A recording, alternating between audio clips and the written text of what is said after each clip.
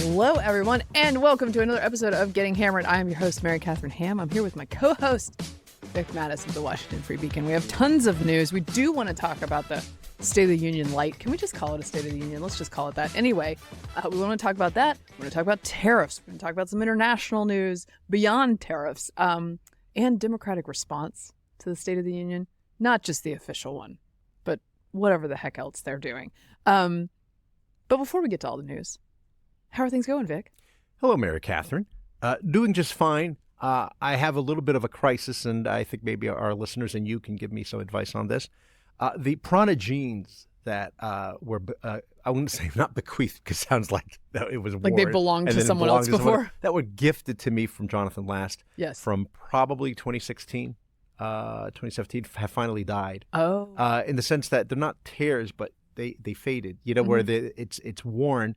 And in certain, but it's bad worn, not good worn. Oh, well, like there are tears. There are tears, but not the kind of tears that you can sew back anymore because it's just faded, including, as Kate noticed, in the back. Okay. Okay, fair. and you can see. So I'm like, can't get away with that, and the pockets. So I have to get new jeans. Okay. Which means this Saturday I'm probably going to go to the mall, and the question is, where do I go? Mm-hmm.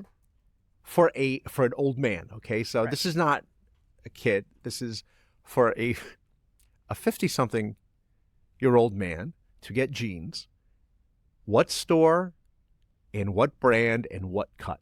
Because do I go with, I see people on the street all the time, and the biggest the thing I notice now with the 20 and 30-somethings is the form-fitting leggings, so that by the time you could barely get your foot through the ankle. See, whoever you're seeing is out of style, because that's not the already style out of anymore. style. Okay, yeah. and so it's a bit so we're looser. safe from you and skinny jeans. I don't think no one's going to steer you that direction. Well, and then the alternative, of course, is the very comfortable. Well, the Prana jeans had the gusseted crotch. I thought it was like kind of right in the middle. It sounds dirty, and I'm not going to ask anymore. It's just for first breathing room and such. And then the other thing, though, is do I just go for the mom jeans, the President Obama mom jeans? No, or he did have bad jeans. He had terrible jeans, weird. and they were really darkly, like they were like this dark blue, like they'd never been worn before. Yeah. Or, as some people tell me, older people say, don't wear jeans at all because you're old. What's your advice? Okay.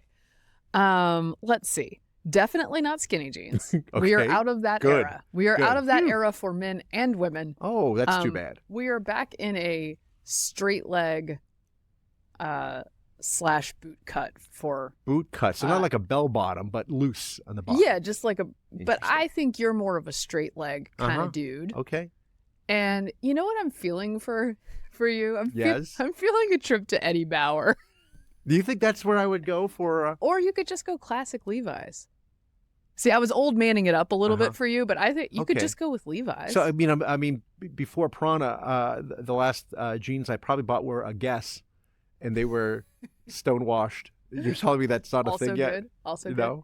You know what I Eddie do? Bauer has jeans. I don't know. I was just what about picking an old dude brand. What about you don't want to wander, dude brand? You don't want to wander into Abercrombie and Fitch and then come out with Kendrick's jeans. That will not go well for you. I don't want that.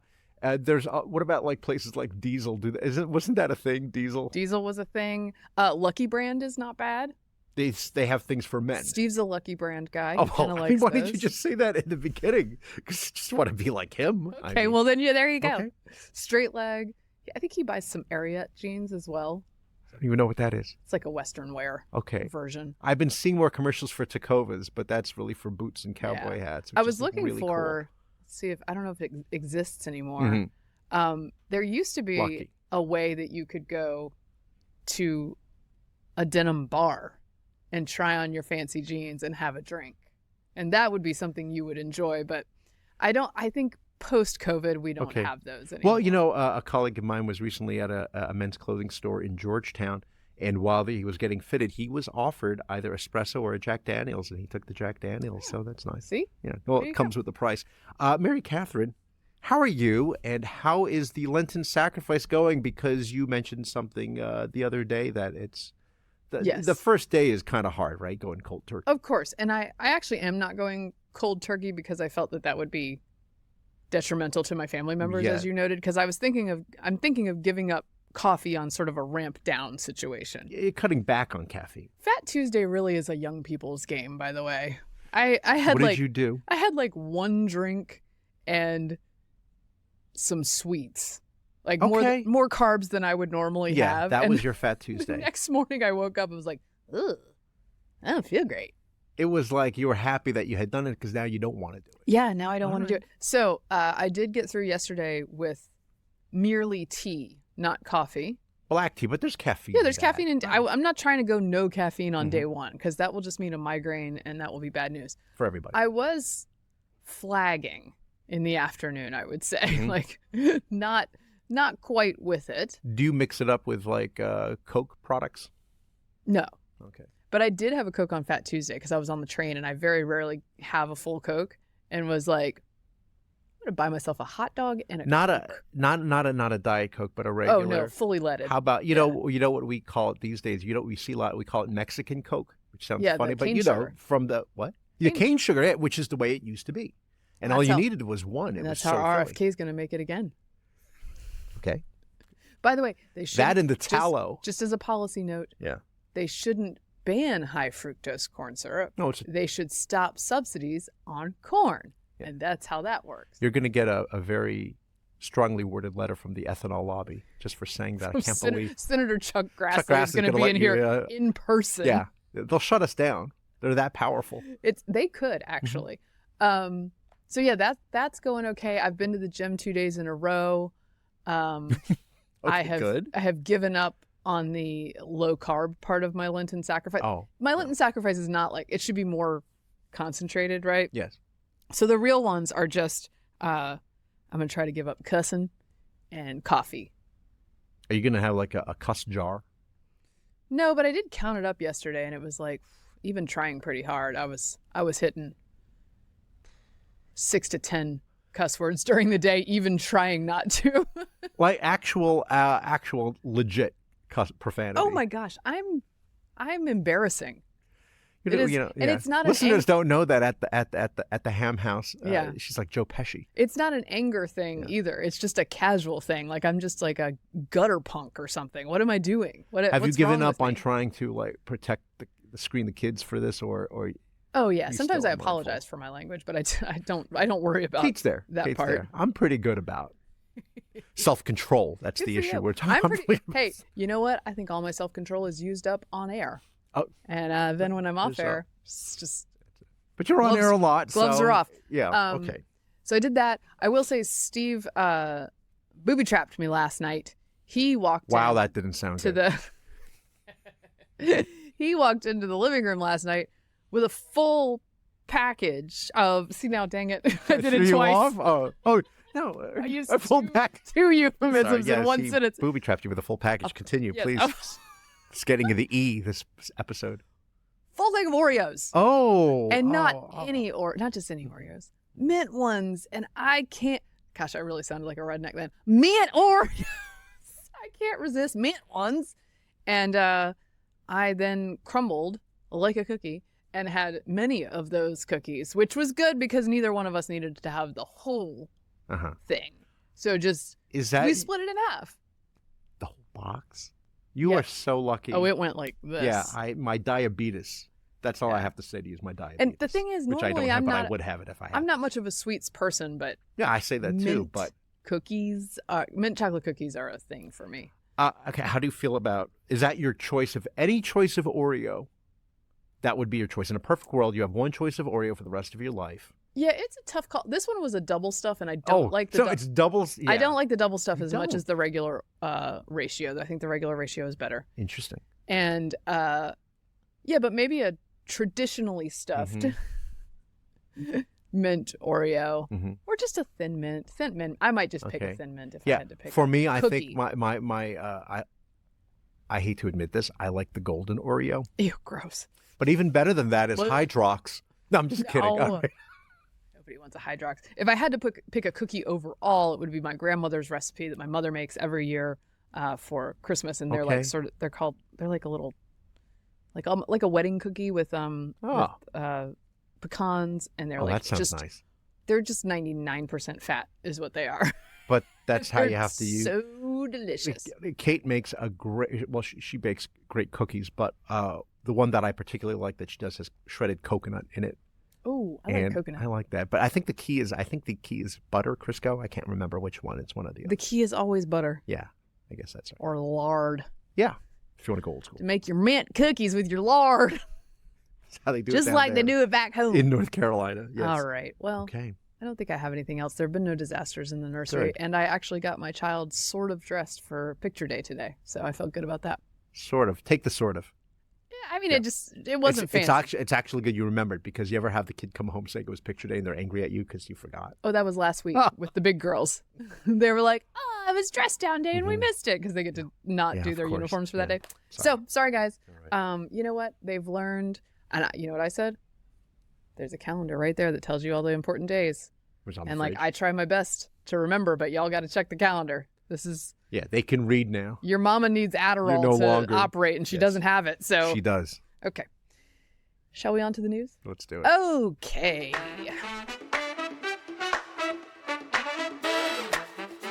Well, it's the end of the week, but I still feel like the State of the Union light is the news, because wow, what a speech.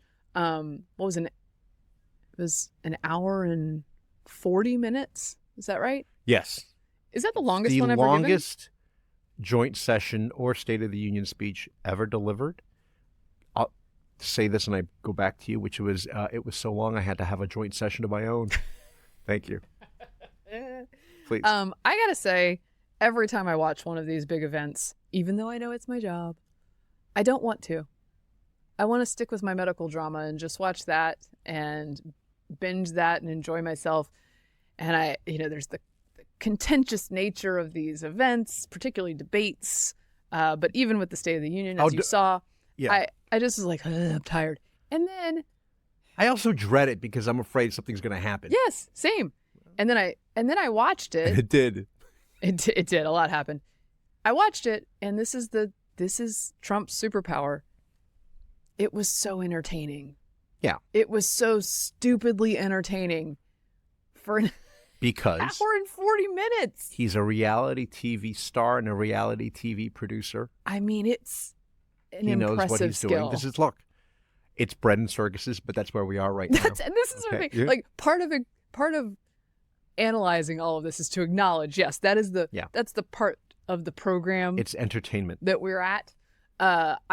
I was a little worried and almost like cringed and turned it off when Al Green, Democrat, not good Al Green either, not the Reverend. No, stood up and waved his cane and yelled at Trump, and he was so loud that I did think, is the strategy just not to let him speak? Which is, to be fair, what a lot of our friends of the left do on college campuses frequently. So I thought maybe that's the plan. I thought Trump handled it actually quite well by remaining chill and looking to Speaker Mike Johnson, whose job it is to handle this. And Johnson quickly stands up and assertively says the Sergeant-at-Arms will take care of this. Sergeant-at-Arms takes care of it, and he's out of here. And I think the quick resolution of that might have convinced the rest of them maybe we shouldn't be doing that for the rest of the night. Well, when he was doing it, the leadership is right there and they're not doing anything. Mm-hmm. They're trying to pretend that it's not happening. Right. On the other hand, I just saw a clip of Sonny Hostin from The View saying that when they escorted him out, they should have all walked out. Yes. Listen to Sonny. Listen to Sonny, guys. I was also worried that waving the cane, by the way, that he was going to end up like knocking Adam Schiff out. Because he's sitting, falling over. Oh, just falling over. But he was right in front of him. And if he's going to wave the cane, the handle is very heavy. I thought, oh my gosh. And I'm not sure I trust his forearm strength. Preston Brooks style. Tricep strength. Oh, yeah. He's not in the gym every day like I am these first 2 days of Lent. So there was that to begin. And they recovered nicely. He was escorted out. And he went on to name all of his greatest hits, of which it takes an hour and 40 minutes. Of which to there name are them all. so many, because he has done many, many things. Whether you are a fan of those things or not, he has done many things, many of them executive orders, during the first, what are we on, 45 days? It is not the first 100 days. We're not even there yet. No, not even close. Yeah. We're like halfway through. Can you imagine? He's going to come back to Congress for the first 100-day speech, or he's going to give an Oval Office address, and it'll be from Mars because we'll have made it we'll to already Mars be there. by the. Elon was there, by the way, in a tux. I mean, in a suit. He wore a suit. People, so in other words, if Zelensky if he can do it, then Zelensky can do it. I mean, there was some implication of that, I think. Yeah. I wonder if Trump was like, my dude, put a suit on today. He had a suit at the inauguration. It's not like he was out of line. No. That's fine. Yeah, and he's He not was no always Bezos' wearing. He's wife. not best outfit ever. We're talking about Lauren Sanchez. Just a little lace. Okay. Oh, my dear. Al Green is interesting because he's always been one for these kind of stunts. He's been introducing impeachment articles, I think, since 2017. And they're so badly received, even like 100, 135 Democrats will join Republicans in saying, no, this is not it. And he had he says he's filing again in 2025. Cool. More impeachment articles, or he's going to try to bring that up for a vote. And the charge is, quote, dastardly deeds. Okay, cool. So, there you Dastardly. go. Yeah. Trump's going to love that. It sounds great. He loves dastardly. Speaking of bread and circuses, I did see Jasmine Crockett, who is a up and coming Democrat. Again, okay. She took the opportunity before the speech to do a parody dancing, not parody, but like a video on trend with Kendrick Lamar's "They Not Like Us" with the viral dance from the Super Bowl. Tripping, I'm sliding, I'm riding through the back like fuck. Mustard on a beat, bro, deep boat, any rap, he a freak though, man down, call like amber lamps, tell him breathe, let them boys to the cross, they walk around like keys. Wow. And I gotta say, if we're in an era of Instagram legislators, which we are, and bread and circuses, I thought it was cute. They did I saw. Okay. It ain't gonna help them win, but it was cute. No, I didn't see that, but I saw the Choose Your Fighter. Okay, that one's not cute. Where they Can we jump, talk about this? Yeah, so this is like based on the game, Okay, the so there video is game. Is it Mortal Kombat or Street Fighter? I can't remember. There's a video currently going viral of several cool female Democrat legislators from the House, and they all do the like video game Choose Your Fighter stance. Yes.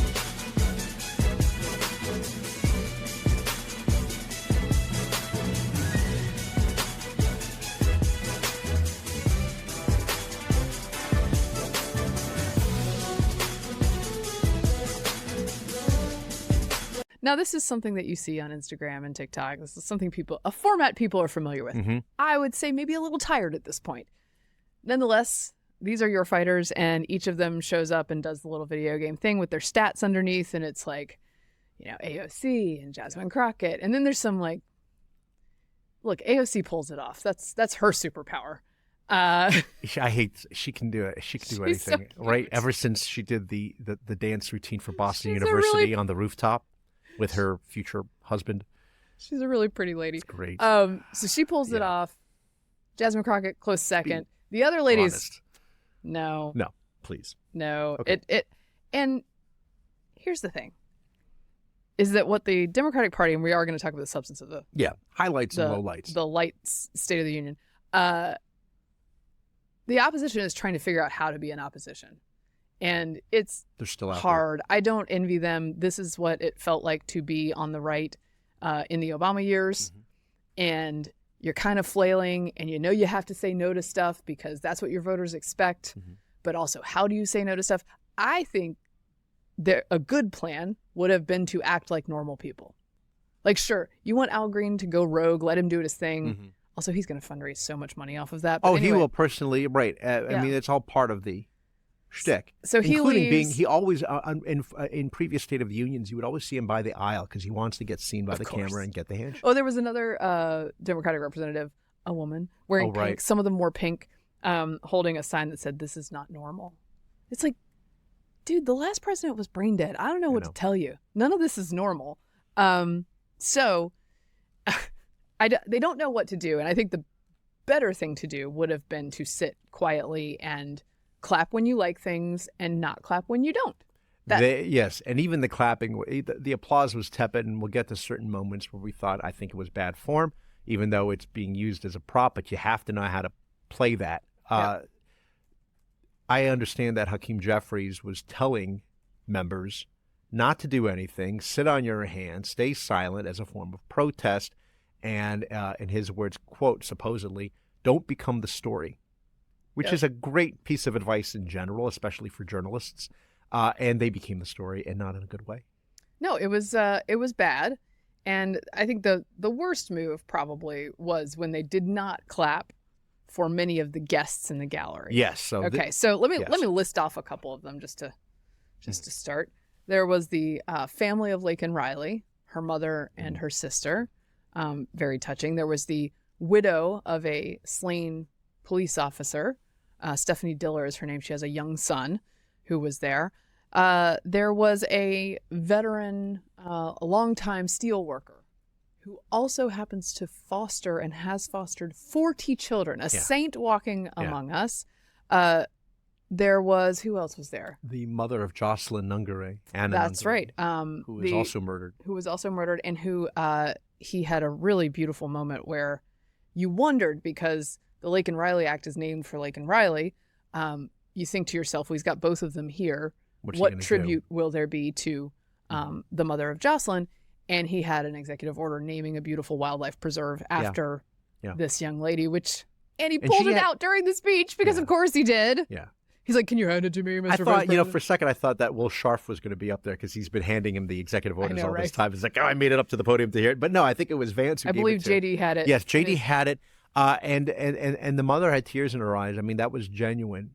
It was very, very sweet. And then, of course, the most famous one of all. And I should say, Corey Compratori's family was there as well. He was hit by the assassin's bullet in Butler, Pennsylvania over the summer.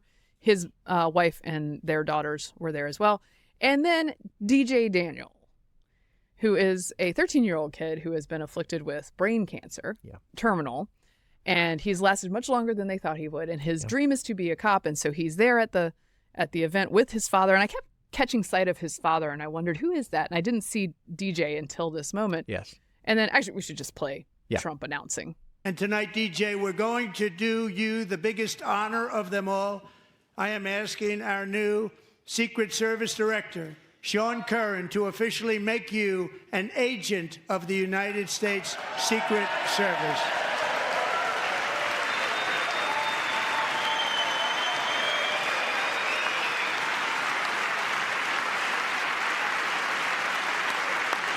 The moment where this kid's eyes light up when he hears that he's going to be a Secret Service agent. Yeah. It got me. I didn't expect to get got, but I get got. And you also, I mean, it's kind of an overwhelming experience, but he's in a very specific situation, having to go through what he's going through. Right. And I had noticed a tweet from my former colleague and friend, not former friend, but former colleague, Drew Holden, who himself had gone through, had a brain tumor. Yes. And had it removed. And he said that even after in recovery, it's still, everything is still disoriented, and I can imagine what it's like being up there. Just amazing. And DJ has since become the most popular person on the Hill. In fact, I believe he was in the Oval Office after this meeting Trump. What a good-looking family, huh? There's one more thing I got for you, a big hug. Okay, good. That's DJ nice. Hugging Donald Trump. He also hugged in the clip you saw the Secret Service head. It was just lovely. Who happened to be the same guy from Butler. I know. Yes, he has been promoted to, that's Sean Curran. Yeah, got a hug, and he high-fives the young man who got accepted to West Point. Yes, there was a young man whose dream it was to go to West Point, and he got accepted in the halls of Congress by the President of the United States. Pretty good appointment there. So the two of them high-five. A lot of really beautiful moments. He's very, very good at this. And I, a cynic, am nonetheless like, that's really good. So our friends on the left, though, could not react that way. And I actually saw Tom Nichols, who wrote a piece saying Democrats are being too normal. he was having an argument with someone on X about how it was, in fact, the correct call not to clap for DJ Daniel. Wow. Because you're Okay. being manipulated hmm and you are aiding and abetting this terrible duly elected president. And therefore, no clapping for DJ. And that's how it's going to play in public with your constituents too, by the way. That is a wild Yeah. idea. Look, I get it, right? The president gets to bring these people into the gallery, Mm-hmm. and they're kind of used as props for him, and it's a big show, and it'll put the opposition in a difficult spot, but it Yes. shouldn't be difficult because you're able to say you are separating the person at the podium with the person that he's giving a shout out to in the gallery, and I'm standing and I'm clapping for this kid Yeah. who has this, who is By recovering the way, from his brain cancer, his or whoever up there. surrounding rhetoric at this moment wasn't very political. No, it wasn't. He made a glancing mention of exposure to chemicals and RFK. Right? Yeah. It wasn't in depth. No. I understand that when you're in that room, sometimes Mhm. it is going to feel like, oh, I'm really at a disadvantage here. He has all the pomp and circumstance. I don't agree with his ideas. He gets to use very sympathetic people to Yes. highlight his ideas. Yeah, you're on the elections have consequences. Yeah. And when you walk in there, you do have to, perhaps we need to give a class in recognizing the humanity of the guests of the president at that moment. I was listening to Ruthless earlier this week, and Josh Holmes was talking about when they were in the doldrums in the Obama years, how they had briefings about, look, there are going to be people here Yep. whose stories and struggles we must understand, even if we don't agree with Obama's remedies for those what struggles. he's using them for. Right? You just, it shouldn't be hard. Yeah. You just suck it up and you clap for the kid with cancer. Right. That's what you do. And there's a relatively long history of presidents bringing in guests and giving them shout outs, going back to Reagan and Lenny Skutnik in 1982. Yes, which was well deserved. Lenny Yeah, Skutnik, the Air the hero Florida of the disaster. 14th Street bridge. Yeah. plane crash, where he just pulled a bunch of people out of the freezing Potomac and had the most perfect name. Yeah, that's a Lenny good. Skutnik, yeah. civil service worker. One of my few civil service workers I'm a big fan of, actually. Yes. Usually I bash them. Of course. The 14th Street Bridge, by the way, at least one of the bridge spans is named after Arlen Williams, who was also rescuing, and he died. He's the one who but he passed away while he's that's a tough one. Did it take a while to figure out who he was? I remember at some point there's some story where there's a mystery man, and they did figure out who it was. yeah. At one point. I It's don't probably know. well back in the day too, because They also had the Democrats had their little paddles. okay. Again, I think what did this you is- think about the paddles? And we're not really sure who came up with that. It's not Democratic leadership who came up with the paddle idea. That has to be. I somebody think from it's the a weird Progressive idea. Caucus. Here's why I think it's a weird idea. Mhm. Have you met the internet? All you have to do is wipe what's on the paddle and add something different, and you use have it a for a meme. picture You've of got a meme. yourself saying something vile. Yeah. It seems like a real cell phone. It was not well received by a lot of people, including Stephen Colbert, who made a joke about the paddle. One of the things he said it's like it's like at an auction. Yeah. If you're getting the tea set. But then he said he had his own paddle, and then he showed it, and it was a message to the Democrats and said, "Do something."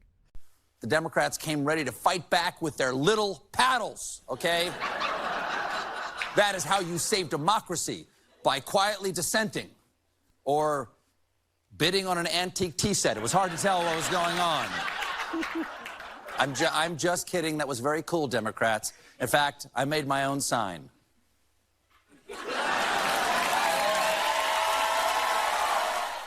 So, I mean, which the crowd loved and they ate it up. But obviously they. But they are in a tricky situation, right?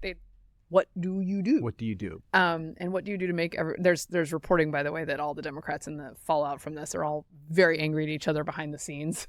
Yeah, a lot of finger pointing.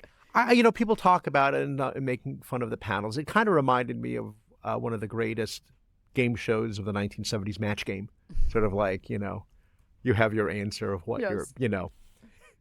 My husband, the bomber pilot, practices, and when even he does it in blank, and then you have Oh to my put up. gosh. I dirt- don't know if you know this, but I came up with all those questions. The in things the they 70s. used to allow on network TV. I do think, as a side note, that AOC and the up-and-coming Jasmine Crockett, who is a Texas representative, I think. Yes, she is. Those two are on a hot chick collision course. There can only be one? Yes! Like Highlander? Okay. Who is it, guys? Who will Oh, the survive? answer's AOC.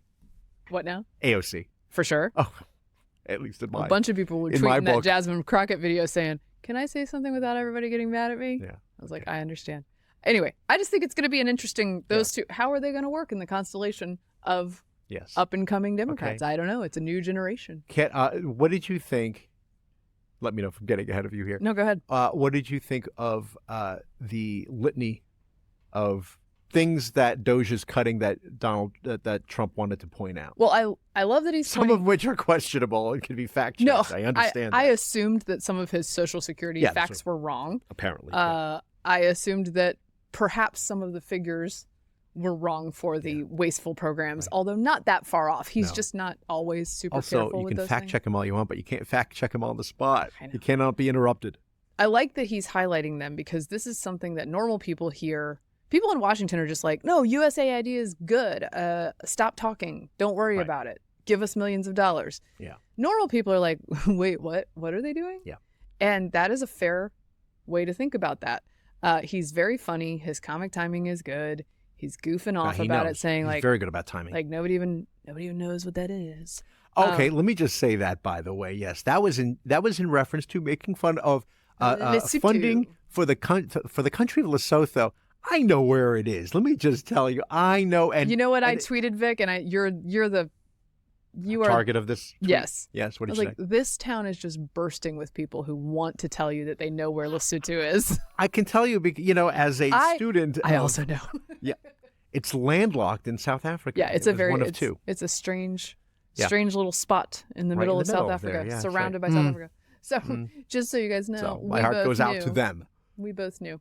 Okay, so I think I like that part. I do wish he would take it a step further, which Elon Musk does sometimes, and say, the people in this room will tell you that these figures don't matter. They will say that it's chump change, Yeah. that we're accomplishing nothing.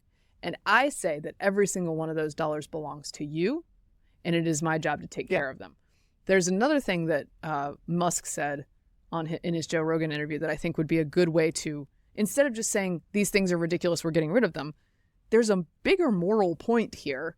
And Elon Musk made the point that, hey, the way that these organizations do business, if you were a private business, the government would shut you down and throw you in jail.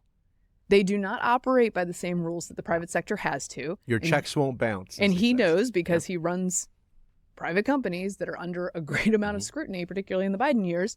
And I think making those 2 points to sort of build onto it would be helpful. Yeah. AOC, I hate to keep on going back to her, but That's this is fine. actually negative on her because it was her criticizing Elon Musk, and I believe she had said that he's not very bright, that he's not an engineer. I don't think that's He true. Is Yeah. the rocket thing and No, the car thing. He is smart. I think it's a Yeah. fair criticism that he may be smart in certain things and not in other things. Yeah. Right? And that he's a little Sure. careless with the tweeting. Right. I think. And the other thing was Joy Behar on The View having to force herself to just barely issue a caution and very milquetoasty correction because she had said he's from South Africa and maybe he was maybe he left because he was pro-apartheid. So no, that's not true. I at do all. like this nativist thing from the left. Where Yeah, they're suddenly. like, he's not a real American. Is he not? Yeah. Because we have a system by which we do that. Can I highlight another terrible TV lady real quick? Okay. Nicole Wallace talking about DJ Daniel. Wow. We just gotta. But I think this was a lesson in finding one thing that you let yourself feel. And I let myself feel joy. So you think it's gonna go okay? It's starting out okay. It's not gonna go okay. About DJ, and I hope he's alive for another, 95 years, right? And I hope he lives and the life he wants to live. He wants to be a cop. Still doing okay. We're okay. He knows what he wants to do, and maybe when you have childhood cancer, that crystallizes for you. And I hope he has a long life as a law enforcement officer. But I hope he never has to defend the United States Capitol against Donald Trump's supporters. And if he does, I hope he isn't one of the 6 who loses his life to suicide. And I hope he isn't one who has to testify against the people who carried out acts of seditious conspiracy and then live to see Donald Trump pardon those people. Wowza. You know, I'm so glad that DJ Daniel did not want to become an artist, because then Nicole Wallace says, "Oh, I hope he becomes an artist, but I hope he doesn't become an artist the way Hitler became an artist, and then killed millions of people." It's one of these things where I don't know if there's a producer telling it in her IFB, say something bad, you must say something bad, and she's like, this. Like, Let's bring it even back to everyone J6. else on set who is all, solidly left of center.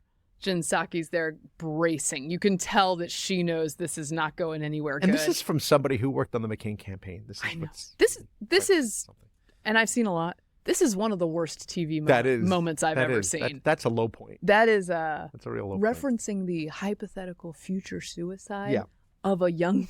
I can't even say it. It is so bad. So anyway, broken brain. Don't follow these people, Democrats. Right. And yet, it does look like they might. Okay, so I want to say something about, and I'll play a little clip of it. Donald Trump announced something that should be, I think, bigger news, that they apprehended and extradited the alleged terrorist mastermind behind the bombing at Abbey Gate. Yeah. So we'll play a little bit of that. Tonight, I am pleased to announce that we have just apprehended the top terrorist responsible for that atrocity, and he is right now on his way here to face the swift sword of American justice. I wrote about this for Fox News and Outkick today because I have been following and been annoyed by this for a long time. The fact that Biden never mentioned the Abbey Gate 13 dead. Well, he couldn't. From that day. Well, he mentioned them. I went back to fact check because I was writing this piece. He mentioned them one time. Well, I'm sure painfully. In a major address. And it was the address right after the withdrawal when he had to sort of say something. He mentions them barely in passing, and it is in the same paragraph as he calls the withdrawal an extraordinary success. It's amazing. It is reprehensible. People shouldn't forget that he said that. No, he has treated these families so callously. Yeah. So I loved to watch them get a moment at a State of the Union. Yeah.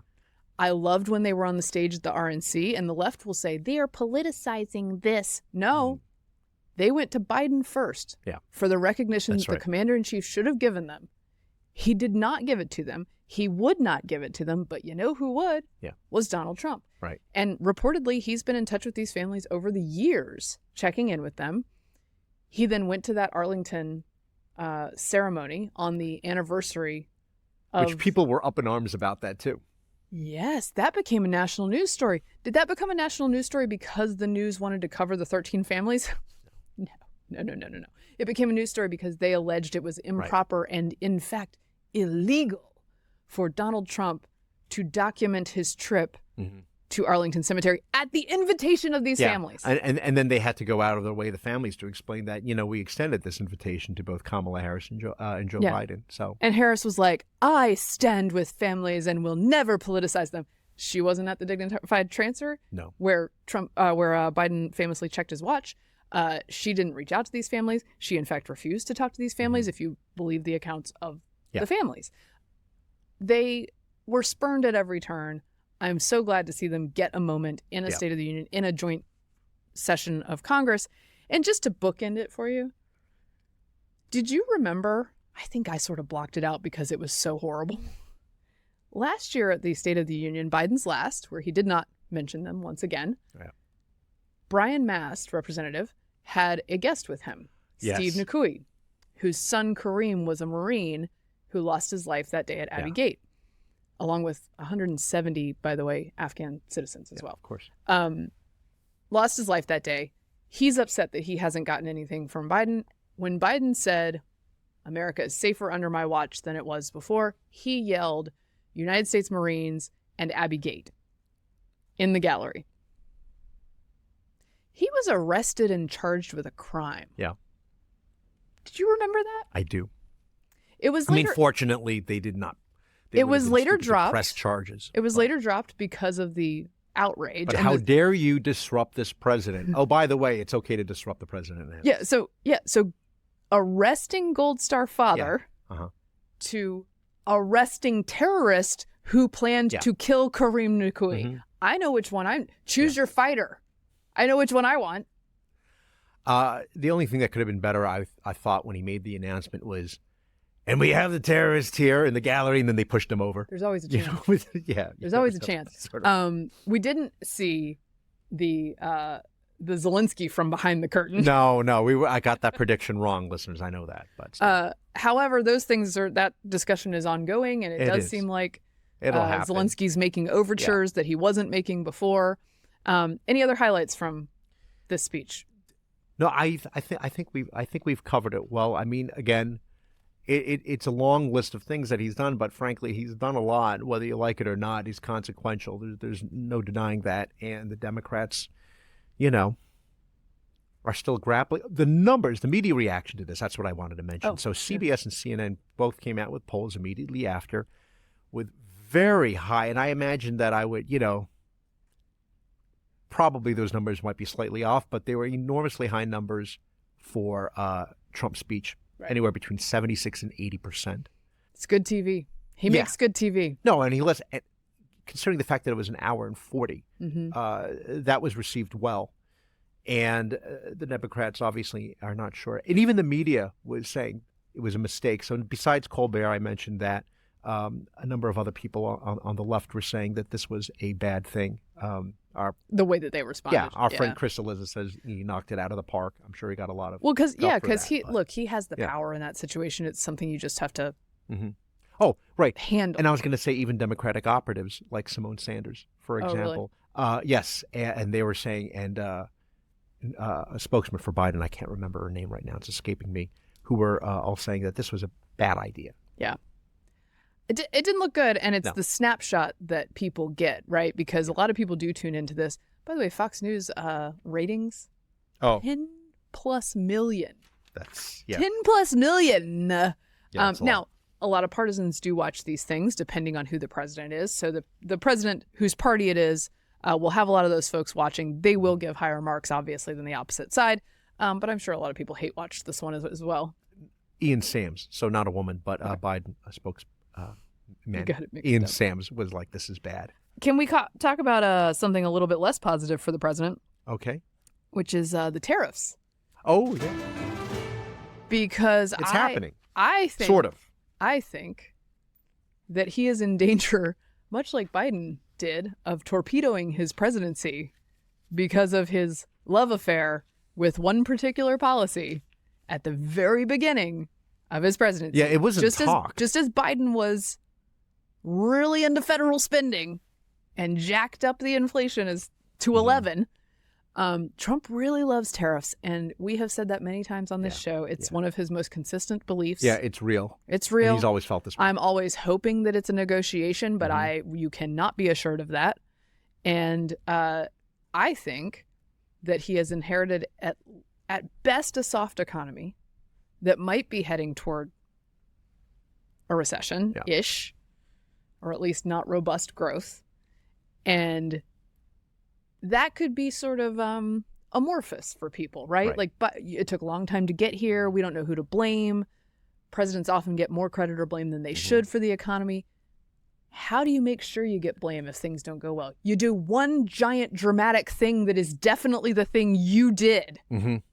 And if that makes prices go up, they're going to remember. And it doesn't immediately bring the benefits that you're selling, such as bringing manufacturing back to the U.S., which it can't do immediately. Right. At least definitely not to an extent to offset prices.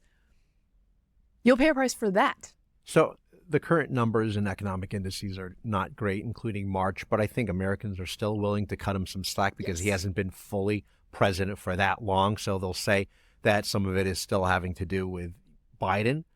That's going to run out at some point. Yeah. And again, he talks about the short-term pain. I talked about this on the last episode. And he has to hope that that short-term pain ends before November 2022 in the midterm elections and the battle And honestly, over Congress, especially the at House. least 6 months before that, because you need to show progress. Yeah. You don't need to show Have you brought the price cessation down? of pain. Cessation of pain would have been okay Yeah. if you weren't adding a new Right. flamboyant policy on top of it. He feels so strongly about tariffs that he also he'll go out of his way to mention Reagan as being terrible on trade, and it's like, okay, fine, but good luck with this. The other thing is, two things. Well, one, he's called for a temporary suspension on the tariffs with Mexico now, for car makers. Yes. He says his rest. I'll do some of his truth. He truthed this. After speaking with President Claudia Sheinbaum of Mexico, I have agreed that Mexico will not be required to pay tariffs on anything that falls under the USMCA agreement. This agreement is until April 2nd. I did this as an accommodation and out of respect for President Sheinbaum. Our relationship has been a very good one, and we are working hard together on the border, both in terms of stopping illegal aliens from entering the United States and likewise stopping fentanyl. Thank you to President Sheinbaum for your hard work and cooperation. Okay. I'll check in with you in another month. Again, yes. Well, and here's the thing is there is a price to pay also for bumping these off every month or so because businesses are working under uncertain terms. They don't know what to do. Right. That does not make for a solid and growing economy. There's also the interference in market forces that the president seems to be very happy to engage in through executive orders and whatnot. And there are consequences, and there are oftentimes unintended consequences. This is coming, obviously, take this with a grain of salt for our listeners, somebody with a C+ average in econ. But that I think I know. Yeah. Which is the unintended consequences when you start meddling because other things are going to be affected. Because businesses are going to be like, I don't know how to predict this, and they're going to make their decisions accordingly. And it's also making Trudeau look good in Canada. Oh, my gosh. Even though he's on his way out. Throwing that party a lifeline. He might decide that he's going to stay because the Liberals were getting clobbered in the polls by double digits, and now it's pretty much neck and neck, which is never good for the Conservatives there. No. And somebody I know who works for a Conservative up there in Parliament told me that, yes, he, meaning Trump, has really effed us over. Yeah. No, it's because tariffs and 51st state talk. Because, the tariffs, the 51st state talk, and they look at Pierre Poilievre, who is a much better option than nice, Trudeau and whoever will come after him. Normal. But they look at him and they go, well, is he going to align? He's more aligned with the guy saying he wants us to be the 51st state. He's more aligned with the guy, and Poilievre has to make it known, like, no, I'm Mr. Canada over here. I'm not aligning with him. I will not lay down for him. But it's like it's rejuvenating to the Liberals in Canada. And also, look, I do think, as I've said before, when he uses this as a negotiating tactic, it can be effective. With France, when they were doing the internet tax thing, with Colombia briefly, when they were not going to take their illegal migrants back. But, so I'm open to can you get a few things by doing this? But this really feels like Calvin Ball for Mexico and Canada, because he keeps announcing, and then Trudeau will be like, well, we did this commitment to the fentanyl. The amount of fentanyl is not large from Canada. It might be larger than is documented, but it's not large compared to Mexico. And he's like, we're doing the thing that you asked. And he's like, okay, pause. And I just feel like it's like a cat and mouse situation. And I don't think that it's going to end up with good, solid gains if you're just cat and mousing it instead of having solid relations. Yeah. But again, as our friend John Podhoretz says, it's like the Facts of Life theme song. You take the good, you take the bad. Yeah. Illegal border crossings are down 96%. I mean, you could just campaign on that and not do anything else. By the way, I'm guilty of not having mentioned that as part of the State of the Union wrap up, because I'm doing the thing where the victory has been so great that you just move past that issue. But he was right to point that out many times and to say his best line of the night. Actually, we can play a clip of it. The media and our friends in the Democrat Party kept saying we needed new legislation. We must have legislation to secure the border. But it turned out that all we really needed was a new president. Turns out we just needed a new president. Yeah. That is the soundbite that will work. If you want to go back to the GOP bill, the bipartisan bill that was rejected by the Republicans, I should say, Right. for an immigration deal in 2024, that still would have allowed anywhere between 4,000 and 5,000 illegals to cross over every day before getting triggered as a full stop. In other words, you would have allowed anywhere between 35,000 illegal aliens per week, and and what, which is like 140,000 or whatever it is, a month. So now we're down to how many crossings? And it's like nothing. Nothing. It's record-breaking lows. It's plummeted. So yes, he's done an incredible job, massive victory on that front. And women in sports. Yes, this is another one where they don't know what And to woke. do. So Where all of the Democrats voted against this bill in the Senate. I would take, if I were advising Trump, I would actually take Hakeem Jeffries' advice, which is don't become the story. Yeah. Just focus on this. By the way, Alyssa Slotkin of Michigan gave the response, and it's a terrible job because you just have to be in a dark room by yourself and give a speech to an empty, sad camera. And going up against the president, even Biden, does not reflect well on you in this setting.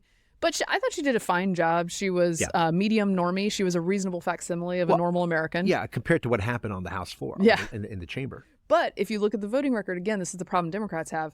She voted against the women's sports bill, right? So you have to explain that while also saying you're a normal American. Right. And I believe the things you do, except I'm on the 20% side of this issue.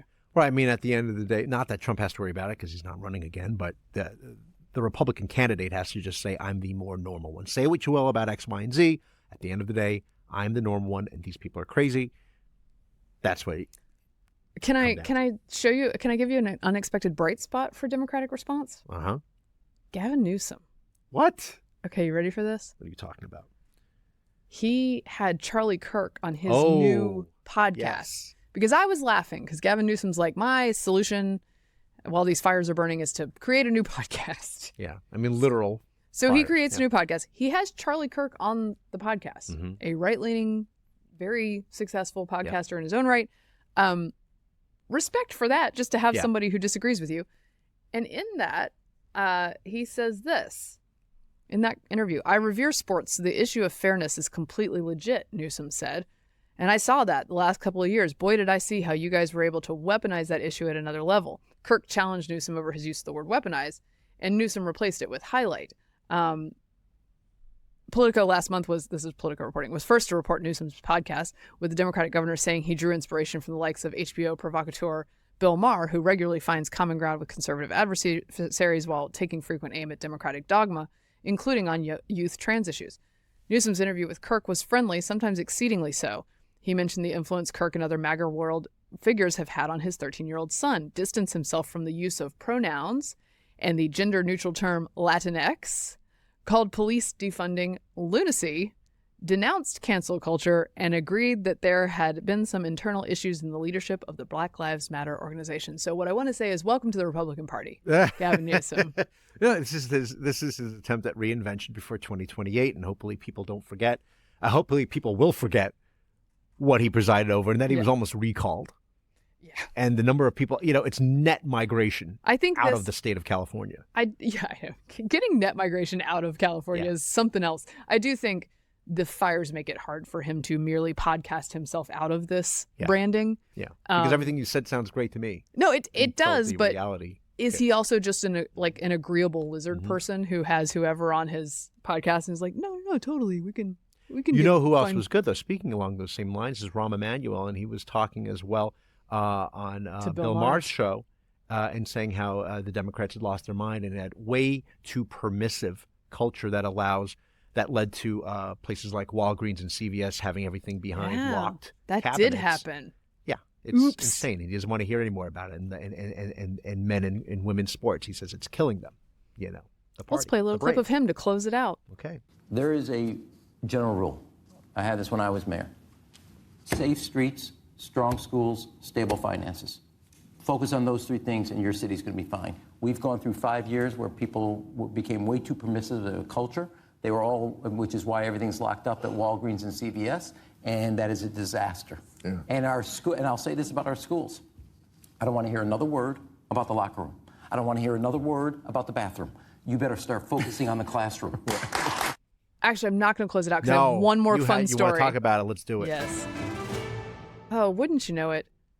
Hunter Biden's art is not selling anymore, Vic. He reports to a court that he is broke. Sales of his memoir and art have slowed to a trickle, and his rental home was impacted by the Pacific Palisades fire. Citing money, he asked to drop a civil suit he had filed versus former Trump White House aide Garrett Ziegler. This is weird to me because that's bad news for the lawyers. Well, you can always rely on that. The story I always heard was that there could be no influence peddling scandal because obviously Hunter Biden was the most qualified to sell $500,000 pieces of art or have $1 million seats on Ukrainian energy boards.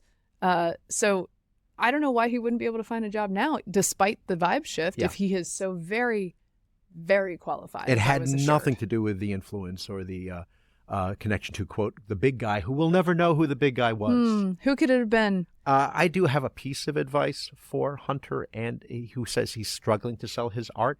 Cruise ships. You can sell art on.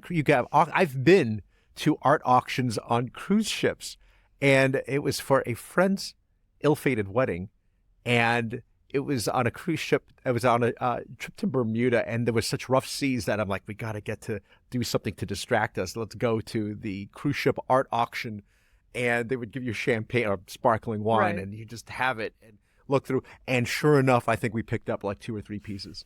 Okay. And well, they say that it's a little bit, overpriced, but it was something to do. Well, I'm sure Hunter would enjoy a cruise. Yeah. Oh. Okay. Well, on that note, that wraps up this episode of Getting Hammered. Remember, you can subscribe to us on iTunes, Google Play, and YouTube, and you can follow me on Twitter at Victorina Madison. A shout out for guest producer Philip for sitting in today and putting this together, so you can thank him for the audio quality or send your complaints. I'm at MK Hammer, at MK Hammer Time on Instagram. You can follow the show at Getting Hammered Podcast on YouTube and Instagram. Thanks for getting hammered responsibly. This has been a Nebulous Media Podcast.